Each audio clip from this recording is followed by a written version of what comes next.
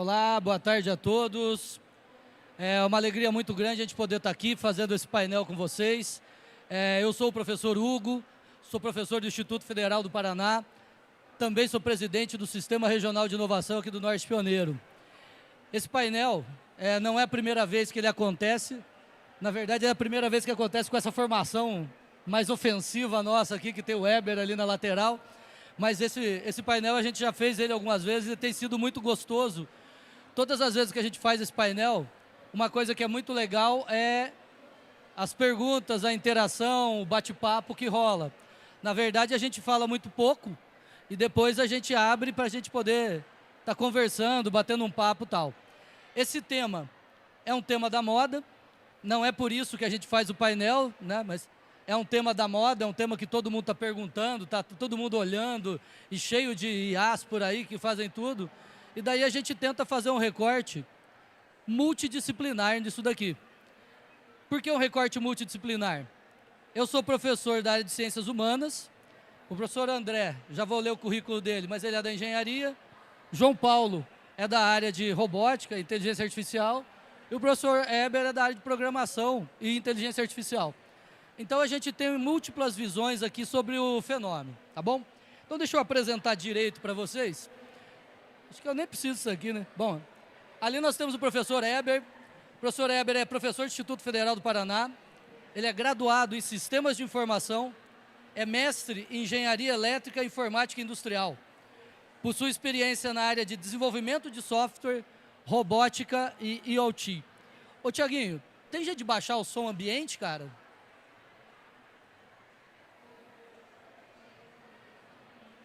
Aqui ao meu lado, aqui à minha direita, na lateral de cá, o professor André Moscato. O André Moscato, ele é o fenômeno de Cornélio Procópio que trouxe para nós aqui.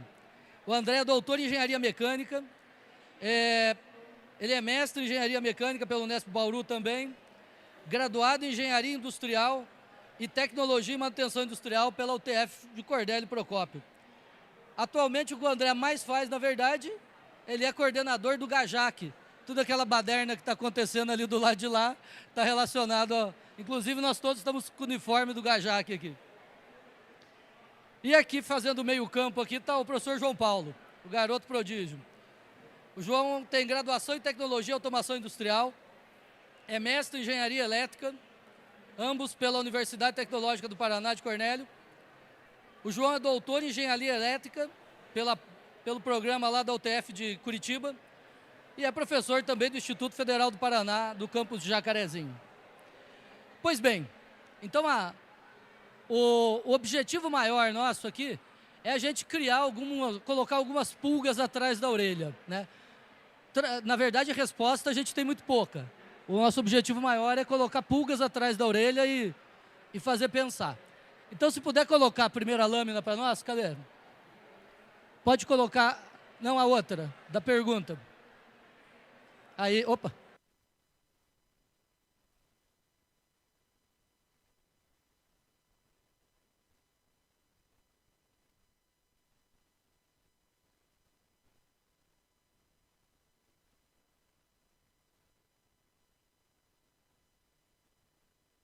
Som, aí. Passa para aí. Se vocês colocarem o celular de vocês nesse QR Code aí, vou pedir para quem puder abrir aí, dar uma olhadinha. Pega esse QR Code aí.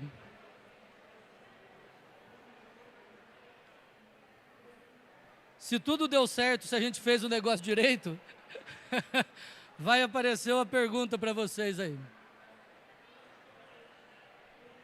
Ok? Então a gente, enquanto vocês vão...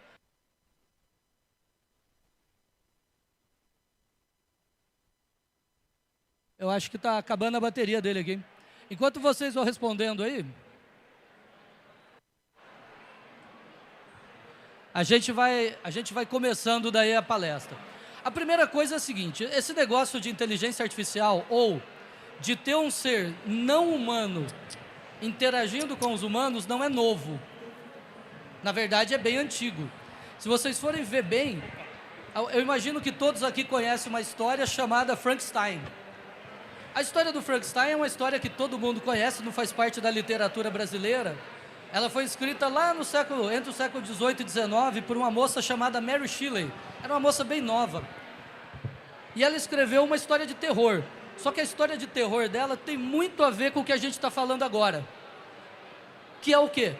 É um autômato, é um ser que não é humano, que passa a agir de uma forma muito próxima ao humano. Então, para quem não conhece a história, ou quem estava meio perdido esse tempo todo aí, nunca ouviu falar, a história é de um médico, o médico é chamado Frankenstein, e esse médico, ele resolve criar vida. Então ele junta um cadáver, e esse cadáver que ele junta, ele liga esse cadáver nos fios tal, e quando dá um raio, a energia elétrica faz com que esse cadáver ganhe vida. E é muito legal que o título da história, ele tem um subtítulo. Chama Frankenstein ou o Prometeu moderno. O que é Prometeu? Já ouviram falar dessa história? Mitologia grega. Não ouviu? O Prometeu, ele é um semideus. O Prometeu, ele rouba o fogo dos deuses. E ele traz o fogo dos deuses para os homens. Obviamente, toda a história mitológica, ela traz para a gente uma lição moral, né? O Prometeu, ele traz o fogo é a luz, é o conhecimento. E ele traz esse conhecimento para os homens. Por conta disso, ele é punido. Ele vai ser punido. E ele é punido por Zeus. Na verdade, assim, todo mundo que ganha um pouco de iluminação recebe alguma punição, né? Adão e Eva, por exemplo, de todas as árvores podeis comer. Qual árvore que não pode? Não é maçã, viu, gente? Isso daí é bobeira de vocês. Também não tem nada a ver com sexo. É a árvore da ciência, da vida, do bem e do mal. Todo mundo que chega a algum tipo de conhecimento é expulso de algum paraíso.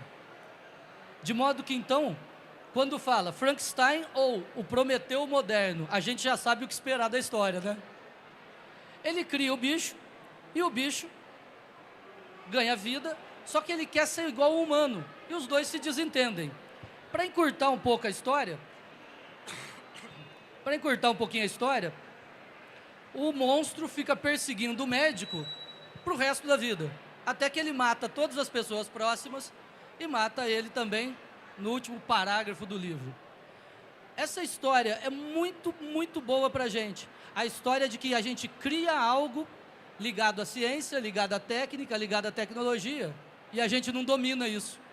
Aliás, no século XIX estava cheio disso. O médico e o monstro, só que está ligado à bioquímica, né? Ele toma um elixir que faz ele virar um monstro, né? O Frankenstein. Mas também tem o lado bonito, né? O caso do Júlio Verne, com todas as tecnologias que o Júlio Verne cria. Ele criou o submarino antes mesmo da ideia existir, né? Mas é uma coisa, o André que é mais especialista nisso, né? A eletricidade, ela era uma coisa mística no século XIX. Século XVIII, XIX, ela era mística. A galera fazia show de mágica com isso daí. Eles pegavam, por exemplo, uma rã morta. Daí eles passava na roupa, no tecido, assim, né? E gerava energia eletrostática. A hora que eles encostavam na rã, ela mexia a perna. É daí que vem o Frankenstein. A energia elétrica traz a vida, não é não, André? Boa tarde, pessoal. Apesar de ser engenheiro mecânico, né, eu gosto muito dessa parte da história das tecnologias. E se a gente for observar, é justamente isso que o professor Hugo falou, né? A história do Frankenstein, ela é baseada, né, num fato real, só que distorcido, que é mais ou menos o que nós vamos começar a viver, ou estamos vivendo, né, com histórias de, sei lá, inteligência artificial. Tem lá o filme De Volta ao Futuro, não, perdão, do Exterminador do Futuro. São histórias distorcidas sobre a inteligência artificial até o momento, né? Então vamos imaginar o seguinte, voltando lá na eletricidade, né? Qual que era a ideia? Esse show de mágica que existia, era para o pessoal da aristocracia, né? As pessoas mais simples não tinham esse entretenimento. Então, descobria-se algum fenômeno relacionado à eletricidade, o pessoal ia demonstrar. Ou haviam as exposições de estudos das universidades, né? As universidades não eram como a gente tem hoje, né? Não era como a gente tem hoje, perdão. E aí, o que aconteceu? O pessoal investigando tudo com a eletricidade, porque você tinha a eletricidade divina e você tinha a eletricidade dos homens. A eletricidade divina era o castigo de Deus, eram as trovoadas, né, os trovões, os raios. E você tinha a eletricidade do homem, que era aquela que era carregada em bateria, energia eletrostática, ou a eletricidade de Deus era o peixe, né, um peixe elétrico. Então, eles não entendiam muito bem qual era o princípio da eletricidade. Então, começaram a debater sobre isso. E experimentos começaram a ser realizados. Um dos experimentos que veio a surgir a história do Frankenstein é justamente pensando nessa questão da RAM, né? Então, analisando a coluna vertebral, hoje a gente sabe, né, que os movimentos eles passam por sinais elétricos. O pessoal deu uma olhada na RAM e falaram assim: será que no corpo humano é a mesma coisa? Então, olha a ideia genial dos caras. Não tinha conselho de ética, pelo jeito, né, na época. Então, qual que foi a ideia genial? Eles pegaram uma pessoa, né, que foi condenada, tem até um nome na história da pessoa, e essa pessoa foi condenada e ela foi decapitada. O que eles fizeram? Pegaram um corpo fresco da pessoa, estenderam numa mesa, isso para todo mundo ver, como se a gente estivesse aqui hoje. Estenderam numa mesa, o que eles fizeram? Ligaram um polo positivo na base cervical aqui da pessoa e um polo negativo no ânus da pessoa, até a coluna vertebral. Fecharam o curto. O que aconteceu? O cara, sem cabeça, travou. Vocês imaginam uma pessoa que estava morta, sem cabeça, numa época, vamos falar do século XVII, não me recordo qual é a data, século XVIII, XVII, não lembro. Esse cara fica duro, esse corpo fica duro. Imediatamente, o que as pessoas, não conhecendo a eletricidade divina e a eletricidade dos homens, né, não sabendo que elas são as mesmas, o que as pessoas pensam? Que a eletricidade pode dar vida, pode trazer a vida a uma pessoa morta, ou a uma pessoa sem cabeça.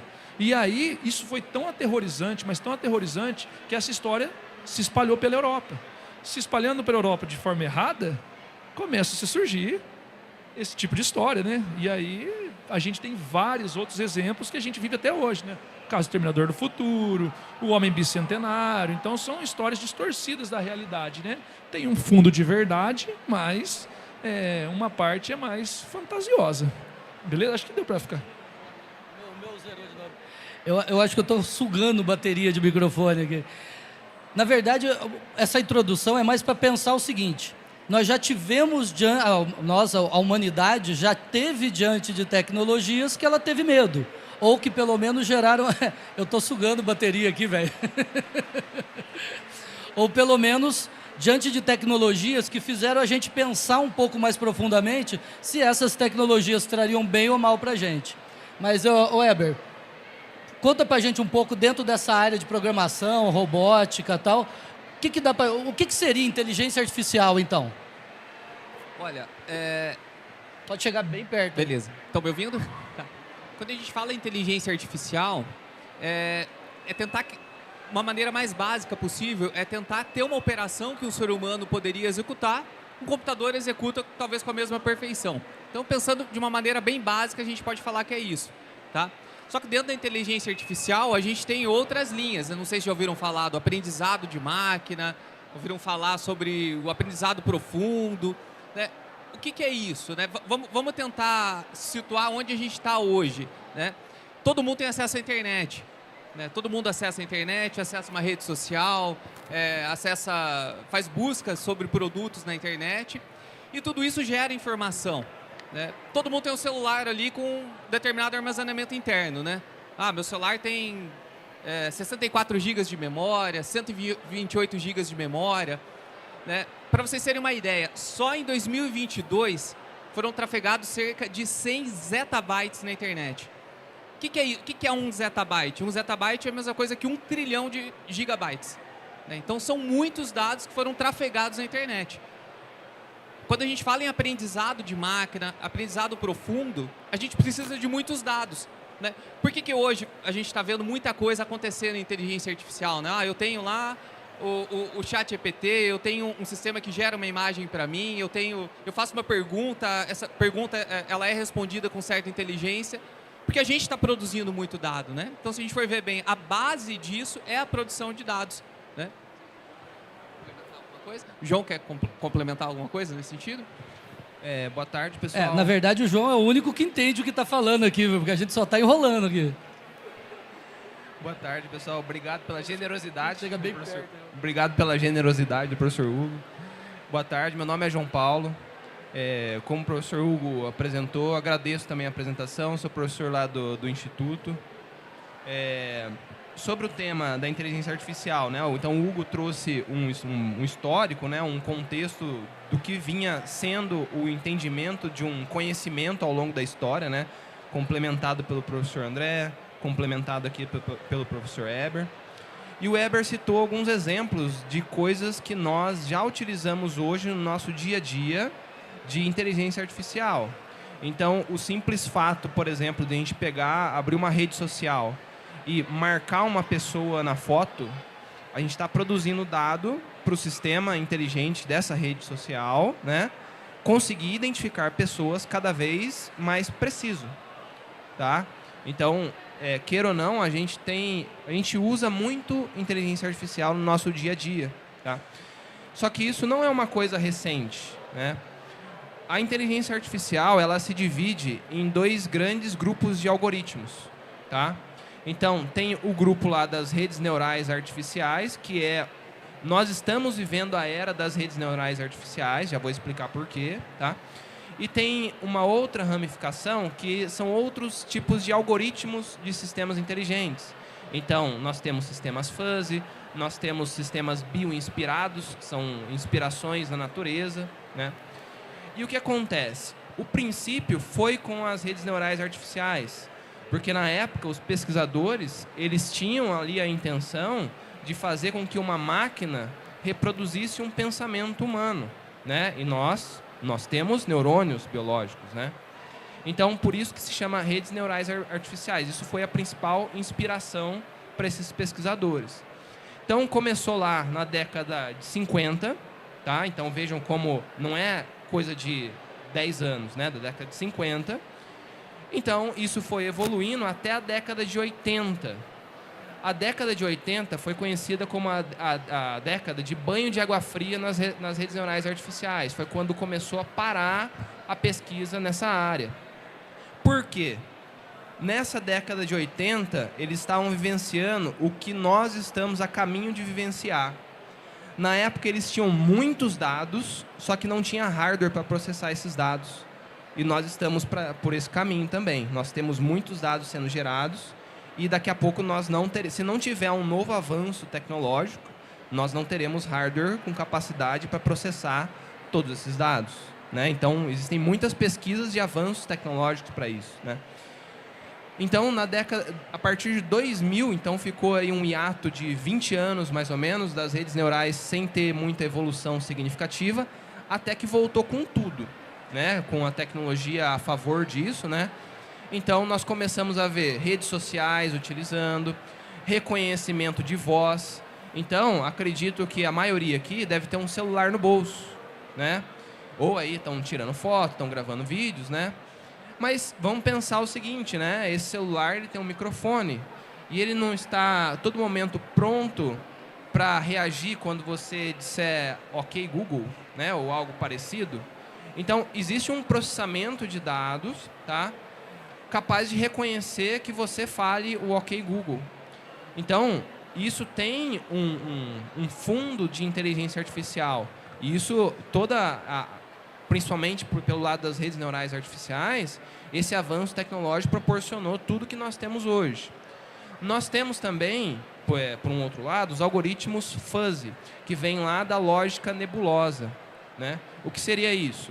Nós temos a lógica clássica, não sei quem estuda lógica de programação já viu isso, que é sim ou não de resposta, né? Então, se acontecer tal coisa, faça isso, né? E com a lógica nebulosa, nem vou entrar em muitos detalhes disso, né? Mas só para vocês terem ideia, você tem digamos, um meio termo, um mais ou menos ali. Então, a partir disso, por exemplo, nós temos, né, carros autônomos, Porque o carro autônomo, ele tem que saber se ele precisa desacelerar muito ou desacelerar pouco, acelerar muito, acelerar pouco.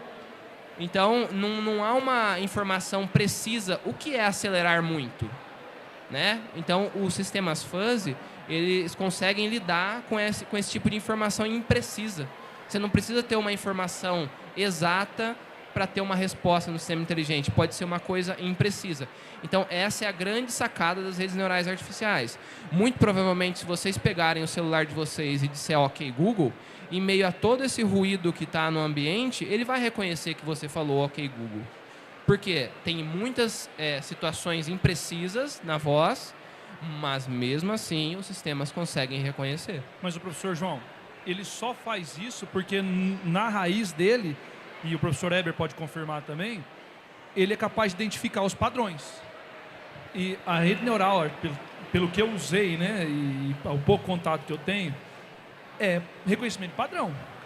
Então, por isso que a gente consegue. Então, o OK Google, ele pega aquele padrão e verifica com o padrão original que você tem de OK Google. Se aproximar, aí ele cai nesse... Aproximou bastante, aproximou pouco. Exato. Então, bem falado, professor André, nós temos, então, a grande base dos sistemas inteligentes é o reconhecimento de padrões. O que seria isso? Vocês já viram a Alexa? Então, se você disser para a Alexa, Alexa, quem sou eu? Se você configurou, ela vai reconhecer quem é você. Porque todos nós temos uma assinatura nas nossas cordas vocais, no nosso sinal sonoro, né? Então, um sistema que roda lá na Alexa, ela está preparada para reconhecer essa, entre aspas, né, essa assinatura da voz. E isso é um padrão, né? A aceleração de um carro é um padrão, né? Marcar alguém numa foto é um padrão. Mas aí eu acho que é uma coisa mais interessante da coisa, né? Porque assim, toda essa tecnologia, ela mimetiza a nossa espécie. Rede neural. Então, não está criando nada novo, está imitando, né? Está mimetizando a espécie humana. Como que a nossa espécie conseguiu sobreviver até hoje? Que nós somos uma improbabilidade. Bom, falar isso diante de você... como que a nossa espécie conseguiu sobreviver? Encontrando padrões. Pô, cada vez que come aquele negócio, morre. Não vou comer. Imagina aquele negócio que faz no norte lá, acho que é maniçoba, né? Que tem que cozinhar 7 dias o bagulho para não morrer. O cara cozinhou 5. Vamos comer, morreu. Você imagina o louco que falou assim, acho que tem que cozinhar mais um dia, vai. Mas aí, Hugo, e aí eu vou perguntar ao professor Eber. Aí nós temos um problema de aprendizado, que a gente tem que falar de aprendizado, né? Porque esses dados, eles podem ser mitos. Ou seja, manga com leite, né? O famoso suco proibidão, né? Ou seja, é um treinamento errado da rede. Aí eu passo para o professor Eber, né? Qual que é a importância do treinamento e como se dá, né? Como aquilo se torna verdade, né? Quando a gente está trabalhando com inteligência artificial, principalmente com aprendizado de máquina, eu tenho que falar para a máquina o que é uma laranja, o que é uma maçã.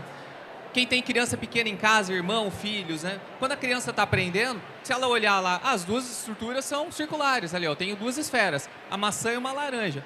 E é por repetição. Olha, isso é uma laranja, isso é uma maçã, isso é uma laranja, uma maçã, até o momento que a criança vai aprender o que é a laranja e o que é a maçã. O computador não é muito diferente. Quando o André falou assim, mas como que ele aprende?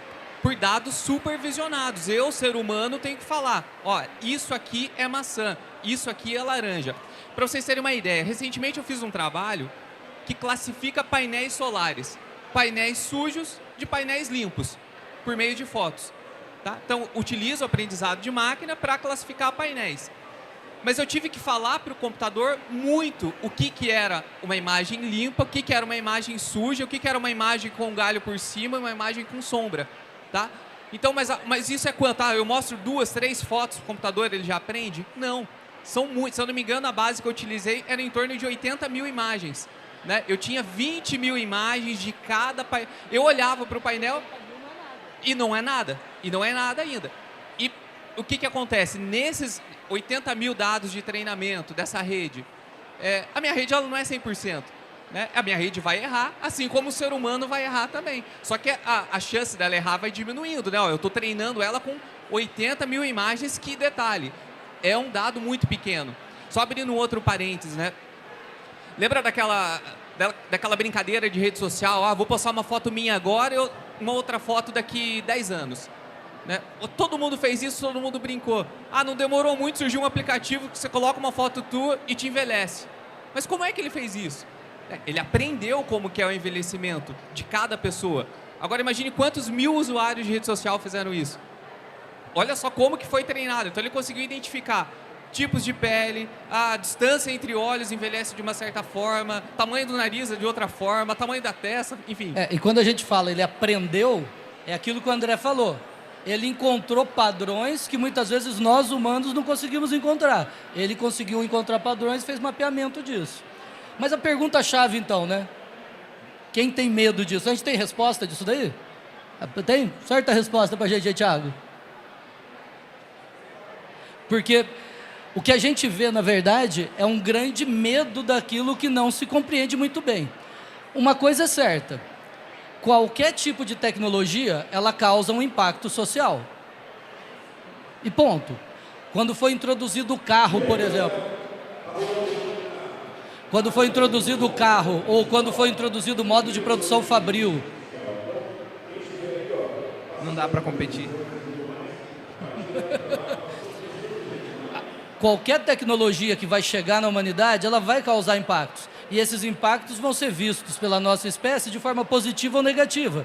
Por exemplo, quando surgiram os primeiros videogames, né, lá quando eu era criança, era um lance assim, isso aqui vai deixar as crianças loucas, não pode ficar olhando a televisão, e ainda tem esse discurso, né? Quando surgiu, agora, por exemplo, a internet, né? Tem muitas pessoas aqui que não conhecem, mas tem uma geração que viu o filme lá do Exterminador do Futuro, que tinha o Skynet, que eram os computadores que ganhavam consciência coletiva. Então, todas as tecnologias, elas causam um certo pânico na gente, né? Saiu a resposta, eu nem vi? Não? Elas causam um certo pânico na gente. Então, a pergunta-chave é, agora, mais ou menos, que resposta é mais ou menos? Fuzzy. Fuzzy. Fuzzy. Mas, 5 pessoas, não, tem uma pessoa que tem medo. E é possível que exista. Uma coisa, e vocês sabem por que isso? Tem uma hipótese muito interessante. Vocês já ouviram falar de um cara chamado Freud aqui? Já ouviram? Então, é uma hipótese que passa perto dele. Nós, seres humanos, somos narcisistas. O que é isso? A gente acha que a gente é a última bolachinha do pacote. A gente acha que a gente é o máximo, tal. Não estou dizendo pessoa, né? Especialzão. Eu estou dizendo espécie. Daí, o Freud falou que existiram 3 feridas narcísicas. Sabe o que é isso? 3 momentos onde a nossa espécie foi falada assim, vocês estão vendo como vocês não são especial, seus bestas? O primeiro foi quando criaram a teoria heliocêntrica. Então, quer dizer, a Terra não é o centro do universo. Nós não somos o centro de nada. Então, uma feridinha do nosso narcisismo. A segunda vez foi quando o Darwin falou assim, nós somos um descendente de um símil. Nós não somos o máximo da criação de Deus. O terceiro momento é a própria psicanálise, que falou que nós não sabemos o que estamos fazendo. Nós somos inconscientes e subconscientes daquilo que fazemos. E nós estamos vivendo agora a 4ª ferida narcísica, onde nós não dominamos mais o conhecimento que é propagado, divulgado. E todo mundo aqui já usou algum IA, não é? A molecada fazendo trabalho de escola. Coisa mais fácil do mundo, é gostoso de ver, né? Então, assim, nós não dominamos mais o conhecimento, né? Existe algo que consegue trabalhar melhor com as informações do que nós. Não é mesmo? Pegando um gancho aqui no comentário do professor Hugo, vocês já ouviram falar do ChatGPT, né? Acho que os alunos nunca usaram o ChatGPT para programar, né? Não, vocês não... Já usaram bastante.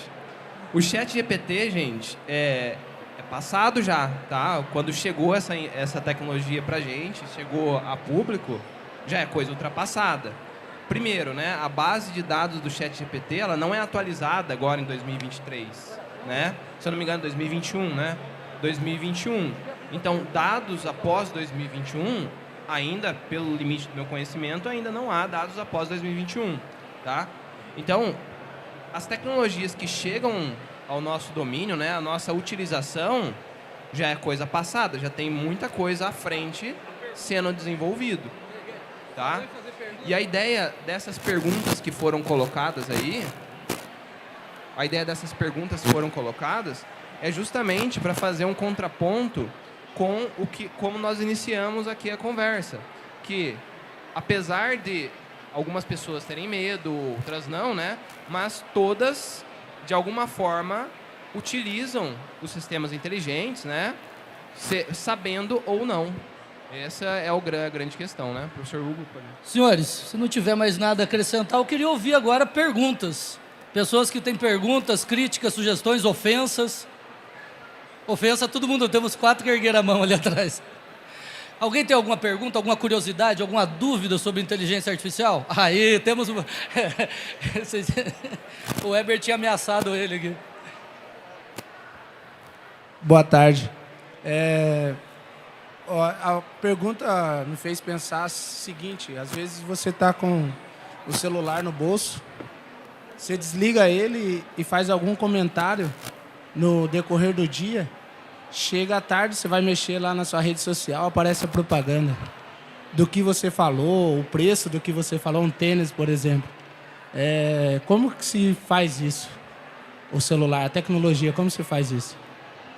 Eu acho que antes de responder como faz, quem daqui já leu os termos de uso de qualquer plataforma ou não? Alguém entrou lá na época do Instagram, Facebook, leu o termo de uso? Tem um episódio do Black Mirror, dessa última temporada. O primeiro episódio do Black Mirror fala disso daí.